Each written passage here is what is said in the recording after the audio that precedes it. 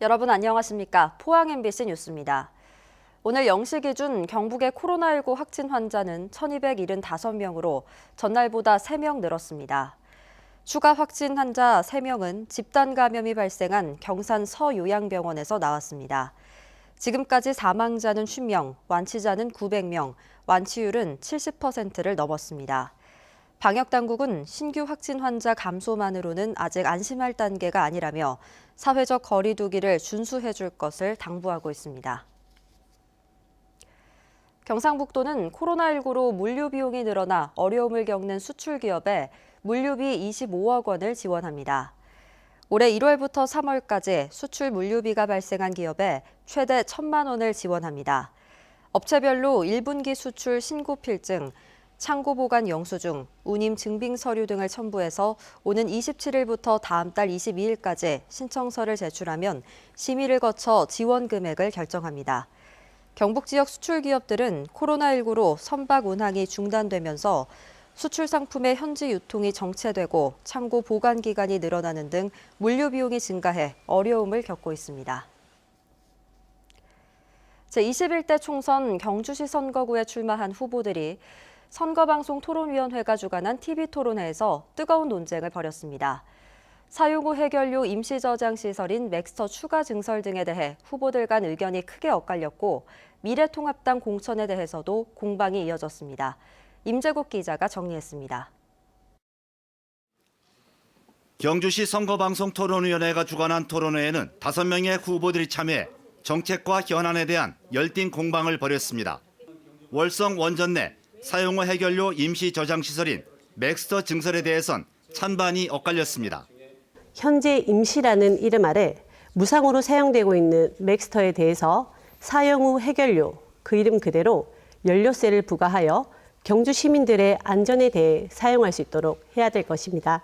맥스터 증설에 대한 주민들의 의견을 대폭 받아들이고 보안에 대한 보상책을 확실히 제시해야 한다고 보고 있습니다.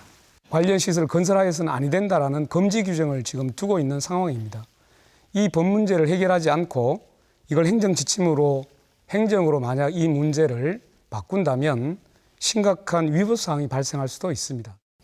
지진 발생 지역에 핵발전소에 대한 안전 보강 장치가 없이 더 필요한 것은 없습니다. 주민의 안전을 위협하는 맥스터 추가 건설을 주민 협의 없이 건설을 승인하는 것은 잘못된 결정입니다.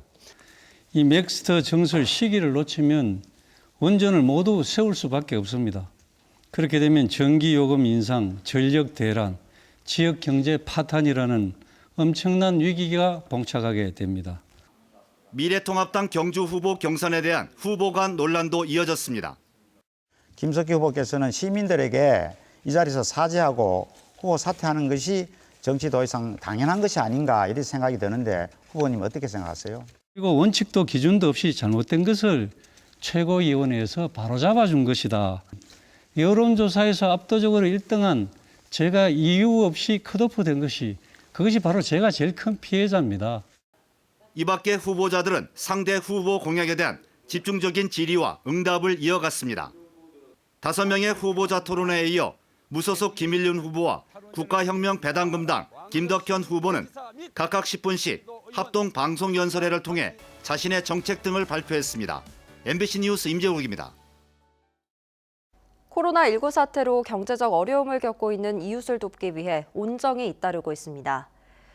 울진군에서는 착한 임대인 릴레이 운동에 53명이 동참했고 133명의 점포 세입자가 1개월에서 최대 7개월까지 임대료 10에서 100%까지 감면받게 됐습니다. 영덕군 이장연합회도 국내 선진직 연합 등 행사성 경비 3천만 원을 반납하기로 결정해 영덕군이 코로나19 대응 사업비로 사용하기로 했습니다.